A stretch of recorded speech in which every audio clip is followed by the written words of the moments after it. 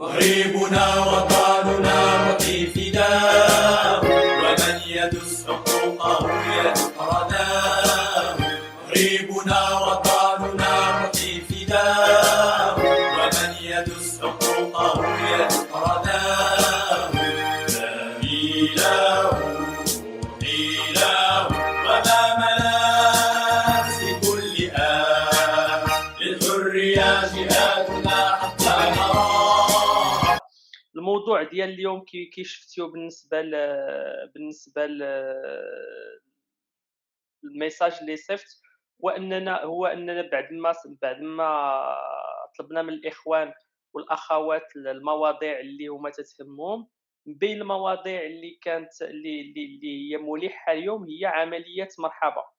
ولهذا تنقترح عليكم بأننا نقسموا إن شاء الله هذا اللقاء إلى جزئين. الجزء الأول حنا أننا نحاولوا نتكلموا على مستوى عملية مرحبا، المعيقات والتحديات اللي عندنا، ولا سيما بأننا نقطة الانطلاق ديالنا كل واحد تينطلق من البلد ديالو. يعني أن مثلًا الإنسان اللي جاي من هولندا ماشي بحال اللي جاي من إيطاليا، ماشي بحال اللي تيدير الانطلاقة ديالو من فرنسا. وكل ما بعدت المسافة كل ما كثرت المعيقات والمشاكل، هذا أول حاجة. وثاني المحور الثاني نحاولوا نشوفوا كذلك الحلول والسبل باش نحاولوا نطوروا من هذه العملية. هي الإشارة السنة الفارطة كنا درنا بلاغ وبعثناه للسيد الوزير بالنسبة للغلاء الأسعار ديال آنذاك ديال التذاكر ديال الرحلات، وكذلك الإشكاليات اللي لاحظناها بالنسبة لذاك المرحلة. والجواب ديال السيد الوزير حبذا الفكرة آنذاك، وقال بأن حبذا السنة المقبلة تكون قبل من الوقت باش يقدروا هما يتداركون المصاعب والمشاكل ديالنا.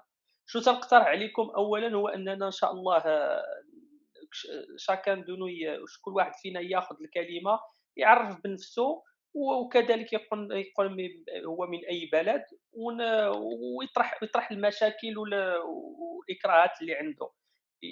إلا بغيتي السي عبد الحميد تقدر تبدا إن شاء الله أنت. بسم الله الرحمن الرحيم، وصلى الله وسلم وبارك على سيدنا محمد. اولا الشكر الجزيل للسي سعد والسي جواد اللي نظموا لنا هذا اللقاء التواصلي مع الاخوان والاخوات نتاع الحزب الاستقلال العتيق. كنتمناو ان شاء الله تعالى يكون لقاء مفيد وجاد وتكون فيه يعني واحد النوع نتاع الموضوعيه، واحد النوع نتاع الصدق، ويكون الكلام ما يكونش كلام فقط للبيع ولكن يكون كلام عملي. لان الحزب الان هو في الحكومه، فبالتالي هذه فرصه باش نقدموا مجموعه نتاع الملاحظات والمطالب والامور اللي كتخص الجاليه المغربيه او ما يسمى الان بمغاربه العالم. فالشكر موصول كذلك للقياده ديالنا في الحزب الاستقلال والامين العام سي نزار بركه بطبيعه الحال اللي هو راس الهرم نتاع الحزب المبارك ان شاء الله تعالى. كما كيعلم الجميع ان مغاربه العالم يعني كيعيشوا واحد المجموعه نتاع بسم الله الرحمن الرحيم، وصلى الله وسلم وبارك على سيدنا محمد. اولا الشكر الجزيل للسي سعد والسي جواد اللي نظموا لنا هذا اللقاء التواصلي مع الاخوان والاخوات نتاع الحزب الاستقلال العتيق. كنتمناو ان شاء الله تعالى يكون لقاء مفيد وجاد وتكون فيه يعني واحد النوع نتاع الموضوعيه، واحد النوع نتاع الصدق، ويكون الكلام ما يكونش كلام فقط للبيع ولكن يكون كلام عملي. لان الحزب الان هو في الحكومه، فبالتالي هذه فرصه باش نقدموا مجموعه نتاع الملاحظات والمطالب والامور اللي كتخص الجاليه المغربيه او ما يسمى الان بمغاربه العالم.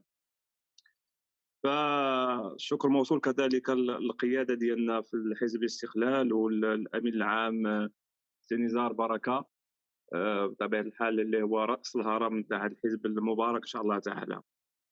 كما كيعلم الجميع ان مغاربه العالم يعني كيعيشوا واحد المجموعه نتاع التحديات.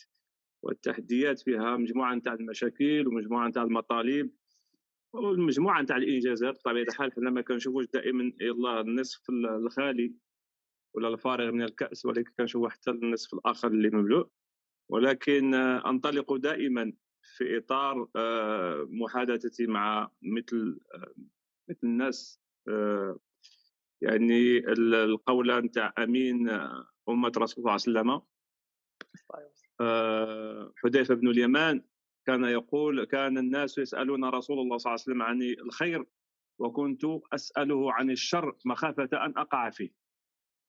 فنحن إذا تحدثنا عن النواقص والاختلالات، هذا لا يعني أن الكل مختل وكل فيه نقص، ولكن نريد أن نصلح إن شاء الله تعالى وهذه الاختلالات وهذه الاضطرابات الموجودة لدى الجالية المغربية في العالم. وبطبيعة الحال الإخوان يعني اختاروا باش نتكلموا على واحد الموضوع من المواضيع الكثيرة التي تعيشها أو يعيشها مغاربة العالم. أنا أصلا لم أكن دائما متفق مع مصطلح الجالية، لأن هي الجالية من باب الجلاء، ونحن لسنا مجليين في العالم، ولكن هذا برغبتنا بطبيعة الحال. كل واحد فين قسم الله سبحانه وتعالى الخبز ديالو، ولكن مفهوم أو مصطلحي مغاربة العالم هو أحسن وأفضل من الجالية المغربية في العالم. فإذا العملية نتاع مرحبا هي من المواضيع ولا من المشاكل اللي كتعيشها يعني كيعيشوها مغاربه العالم. وهذه العمليه هذه كاينه في جميع الاجواء البريه والبحريه. ويعني هاد الزياره اللي كتكون نتاع مغاربه العالم المغرب دائما كتكون فيها صعوبات بطبيعه الحال، كما كتعرفوا حنا كاملين كنعيشوا نفس الهم، لاننا كلنا ذلك الرجل. يعني كنكونوا مشوقين للبلاد ديالنا، كنمشيو بفرح وكنمشيو بسرور اننا غادي نزوروا البلد ونزوروا الاحباب والعائله. وكاين المجموعه الكثير، ربما كثير منا انه تولد في المغرب وكيتشوق لذاك وكيكون عنده واحد الحنان لذاك الزمن الجميل. ولكن يعني كنمشيو واحد المسافه طويله جدا. مثلا اذا تكلمت على نفسي من هولندا حتى الخزيرات ولا فرنسا ولا الى اخره، يعني كنمشيو في واحد رغم التعب، يعني تكون ذاك الشوق زائد. حنا كنقربوا المغرب وحنا كنتشوقوا وحنا كنعطيو الغاز للطوموبيل باش نوصلوا ان شاء الله تعالى. ولكن فاش كنوصلوا مباشره كتبدا التحديات وكتبدا المجموعه نتاع العقبات. بطبيعه الحال ما كنتكلمش على ان كل شيء فاسد ولا كل شيء غير صالح في الجمارك، ولكن الاكثريه فاش كنرجعوا بحكم التواصل ديالنا مع الناس هنايا كنتلقى واحد المجموعه نتاع المشاكل والشكايات الى اخره. ومجموعه الشكايات ارسلناها بطرق رسميه وبطرق يعني غير رسميه، ولكن لا حياه لمن تنادي. ف كنوصلوا الخزيرات كنكونوا مازال مع الناس نتاع الاسبان. الشكل باش كيتعاملوا معنا رغم انهم كان هناك واحد النوع نتاع الكره ولا شي حاجه، ولكن كيتعاملوا معنا بشكل يعني اداري. كيشوف الجواز ديالك صافي عندك حق باش تمر، غادي تمر عندك شي خلل راه كيوقفك وتيكون بصح عندك ذاك الخلل. حنا كندخلوا للباخره كيبداو المشاكل. اول مشكل اللي كنطلب من السي سعد والسي جواد انهم يسجلوه هو المشكل نتاع قله الاداريين في الباخره. الانسان فاش كيوصل تمايا من بعد ما كيضرب تقريبا واحد 2000 ولا 2500 كيلومتر، كيحتاج واحد ديك السويعه ولا ديك جوج سوايع نتاع التبحير من يعني الجزيره الخضراء الى المغرب، كيحاول يرتاح فيها. لا، هو ديك الراحه ما كتبقاش، بالعكس خصو يوقف يشدوا واحد الطابور طويل جدا باش يوصلوا واحد جوج اداريين، واحد نتاع الجمارك واحد نتاع الشرطه. وحنا تكلمنا مع مجموعه نتاع الوزاره زارونا هنايا على اساس انه فور ما يديروا جوج يديروا واحد ثلاثه نتاع المكاتب. لماذا لا؟ ثلاثه المكاتب عندهم سته اداريين اللي غادي يخدموا واحد شهرين ولا 3 شهور في السنه، وعندهم اداريين كثار في الشرطه، عندهم اداريين كثار في الجمارك، يديروا يكونوا متوزعين، ما يكونش في مكان واحد باش يكون حتى الصف يكون قليل. هذه الاولى. الامر الثاني هو يعني يعني الطريقه باش كيتعاملوا معاك. انت عاد خرجتي من اسبانيا كيبتسم لك داك السبليوني، راه ما كما قلت انه ما باغيكش، هو باغي الفلوس وباغي تمر البلاد ديالو وكذا، وكيبتسم لك وكيقول لك كما يقال بالفرنسي بون فواياج ولا طريق سعيده ولا شي حاجه هكا. ولكن حداك توصل لذاك المغربي اللي هو خوك وجاي عنده انت، ضارب هاد الكيلومترات جاي عنده وجاي للبلاد ديالك اللي كتشاركها انت وياه، ما كيشوف فيك حتى شوفه، ولا شاف فيك تيهضر معاك وكانك في ديك الكوميساريه نتاع ايامات تازمان مارت. هاد الشكل هذا خصنا نتكلموا عليه، وخصو يوصل بهذا الشكل هذا. انا درت بعض اللقاءات في المغرب وقلتها له بهذا الشكل هذا، قلت لهم حتى الطريقه كيفاش كيتعامل معنا، ما كيشوفش فيك هكا، اللي شاف فيك تيحمر فيك هكا وطالع له الدم، ما عجبوش الحال. علاش ما عجبوش الحال؟ انا عندي الدرا وكان بزاف نتاع الناس وانا راه مقبل انا جالس. وظيفتك هذه انت اختاريتيها، راه كتخلص عليها. علاش انا غادي تجي لا، خصك تخدم بسيب عليك، بما انك اختاريتي ديك الوظيفه وكتاخذ اجر عليها خصك تخدمها، فهمتي؟ اذا هذه المحطه الاولى اللي كنتلاقاوها باش ما نفتكرش الكلمه.